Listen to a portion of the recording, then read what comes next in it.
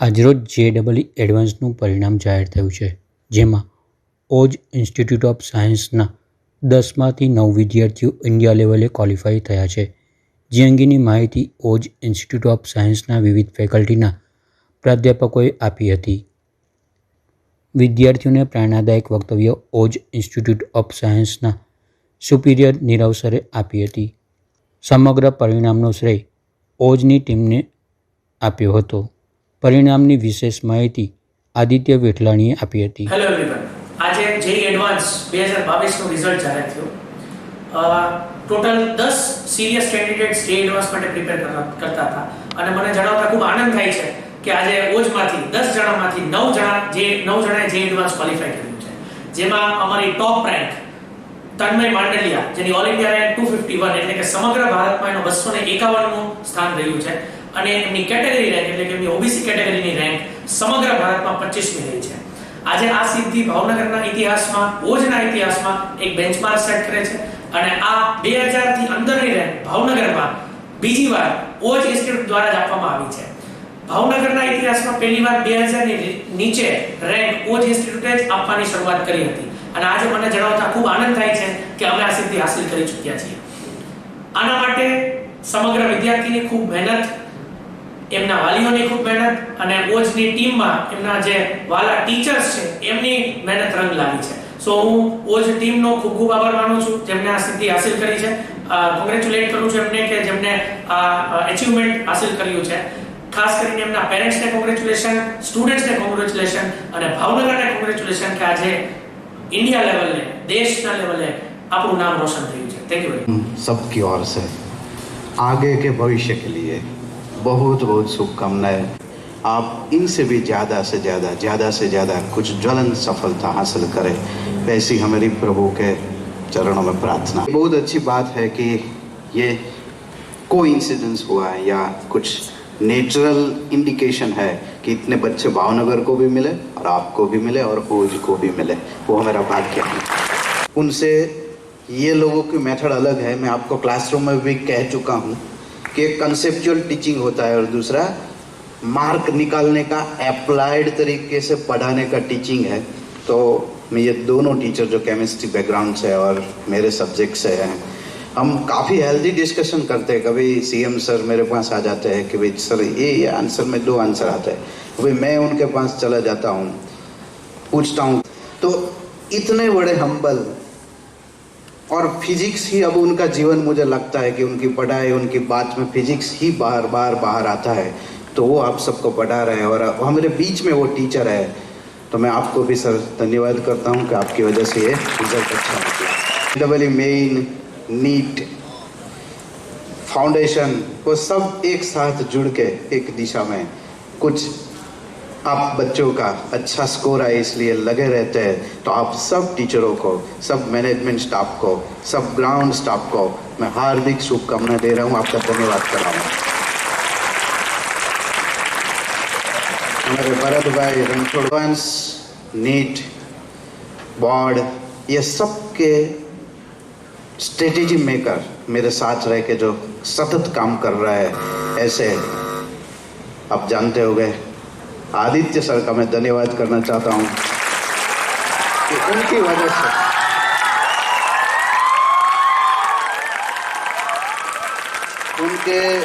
उनके कोऑर्डिनेशन की वजह से ये सब हो रहा है. तो जहाँ भी स्ट्रेटेजी मेकिंग हो रही है, तो मेरे साथ मिलके आदित्य सर उनको अच्छा शार्पनेस और शार्प एंडिंग दे रहे हैं. तो आदित्य सर को भी सैल्यूट हम सब की ओर से.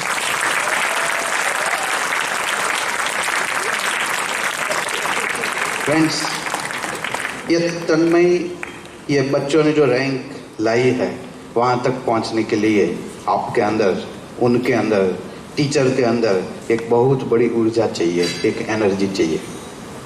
मैं आज आपको 3 लाइन का होमवर्क दे के मेरी बात पूरी कर रहा हूँ. उनका होमवर्क का फॉलोअप मैं आपको इंडिविजुअली मांगूंगा आपके पास. आप फाउंडेशन के है, बोर्ड के है, नीट के है, 11th में है, 12th में है, रीनीट में है. फ्रेंड्स, ये ऊर्जा ये बच्चों को मिली तो वो काम कर सके, इतना हार्ड वर्क कर सके, भगवान ने उनकी इंटेलिजेंस भी बढ़ाई। क्या हुआ था तन्मय और ये सब बच्चों को, भावनगर और इंडिया के कुछ कुछ सेंटर में जो स्क्रीन होता है, ये ऑनलाइन एग्जाम होती है, वो स्क्रीन 400 गुना बढ़ गया। मतलब एक क्वेश्चन अगर आपको पढ़ना है तो माउस से उनको ऐसे ऐसे करके आपको पढ़ना है और बाद में उनका इंटरप्रिटेशन करना है। तो ऐसा ये बच्चों के साथ हुआ था और उनमें ये रैंक ला के दिखा दी। मैं ये आपको बताना चाहता हूँ कि तब कैसी सिचुएशन तन्मय की हुई होगी। उनका ड्रीम था 2 डिजिट रैंक लाना, लेकिन इतना जूम इन था कि एक क्वेश्चन को इंटरप्रिटेशन करने में बहुत देर लगती थी। और फ्रेंड्स मैं बता दूं कि ऐसा पेपर था कि टीचरों को भी सॉल्व करने में 3-3, 2.5 घंटे एक सब्जेक्ट के लिए लगे थे, और ये बच्चों को 3 घंटे में पूरा एडवांस का पेपर अच्छी तरह से सॉल्व करना था। ये हमारे टीचर की बात नहीं, बड़े बड़े अच्छे इंस्टीट्यूट का भी जो की एंड वीडियो सॉल्यूशन है वो दूसरे दिन आया था। मतलब कोई वीडियो सॉल्यूशन दे ही नहीं पाए थे, इतना हार्ड पेपर। और ये संघर्ष की घड़ी में ये लोगों ने इतना अच्छा काम कर दिया। तो मैं ये बच्चों का और धन्यवाद करता हूँ। मैं जो 3 लाइन का होमवर्क आपको देना चाहता हूँ कि मैं आपको ये ढूंढने का बोल रहा हूँ कि आप एक बार देखिए, अपने आप को पूछिए कि इतनी ऊर्जा जो है, इतनी एनर्जी है, आपको कैसे गेन करनी है। उनका कुछ साइंटिफिक तरीका मुझे बताइए। पहला होमवर्क है आपको कि आपको भी, आपके भी ड्रीम है, आपको भी कुछ बनना है, आपको भी कुछ करके दिखाना है। मैं बोल रहा हूँ, आप सुनिए, ये साइंटिफिक होमवर्क है कि ये ऊर्जा आपकी बढ़े कैसे, आपके उनके रास्ते ढूंढ के बताना है। दूसरा, ये लोग बहुत स्टेबल है। दूसरा होमवर्क, मैंने होमवर्क खबर न तो एम नहीं कहता हूँ, पूछिए। दूसरा होमवर्क, ये इतने स्टेबल है कि इनकी जो एनर्जी है, उनका जो पावर है, उनको ये स्टेबल रख सकते हैं। तो आपको मैं कुछ ढूंढना, आप गूगल भी कर लीजिए कि आपके अंदर की एनर्जी को स्टेबल करने के लिए आपको क्या क्या तरीके, क्या क्या पैरामीटर्स आपके अंदर डेवलप करने हैं। मैं यहाँ भाषण नहीं देने वाला, आपको ढूंढ के मुझे देना है। मैंने पहला होमवर्क मैंने आपको दिया है कि ऊर्जा कैसे बढ़े। कोई पत्थर है तो वो तो नॉन लिविंग है, उनको अपनी ऊर्जा बढ़ा नहीं पाएगा। हम में ये ऊर्जा कैसे बढ़े, ये पहला होमवर्क है। दूसरा होमवर्क आपको दिया जा रहा है कि ये ऊर्जा को आप स्टेबल कैसे रखें। और ये इतने अच्छे और एनर्जेटिक बच्चे और टीचर्स हैं कि वो अपनी ऊर्जा का इस्तेमाल अपने कैरियर के आगे बढ़ाने के लिए कैसे किया जाए वो जानते हैं। तो मैं आपको तीसरा एक क्वेश्चन दे रहा हूँ कि ऊर्जा आप में बढ़ गई, ऊर्जा आप में स्टेबल हो गई, तो ये ऊर्जा का सही इस्तेमाल आप कैसे करेंगे, इनके लिए मुझे आपसे 5-5 सेंटेंस चाहिए। बस ये मेरा होमवर्क है। फ्रेंड्स, अगर आप ये सोचोगे तो आपके जीवन में सफल होने के रास्ते मिल जाएंगे। यही कुछ गलतियां हैं रिजल्ट न आने की, कि कभी ऊर्जा कम हो जाती है, कभी उनकी स्टेबिलिटी नहीं है, और कभी उनका सही इस्तेमाल हम नहीं जानते हैं। तो हम आगे ये तीनों सब्जेक्ट आपसे मैं इंडिविजुअली, 1 to 1, कभी ग्रुप में हम बातें करते रहेंगे। तो ये 3 मैंने आपको होमवर्क दिया है। फ्रेंड्स, आप सबको बहुत बहुत बधाई। और अगले साल हम सभी सेगमेंट में खूब अच्छा करके दिखाएंगे। 12th वाले बच्चे को तो बस अब एग्ज़ाम सामने दिख रही है, धीरे धीरे सभी board, NEET, JEE main, advance, ये सब के फॉर्म फिलिंग स्टार्ट हो जाएंगे आफ्टर दीपावली। तो लग जाइए आप। 11th वाले अभी स्टार्टिंग है, तो उनमें भी 24 के लिए हम कुछ अच्छा अपने सोसाइटी के लिए, अपने फैमिली के लिए और अपने आप के लिए कर ले। इसलिए ये 3 क्वेश्चन को अच्छी तरह से निभाइए और उनका आंसर ढूंढिए। Thank you.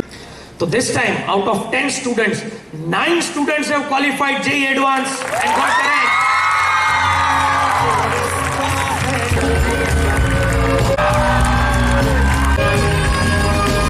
Boys, come on!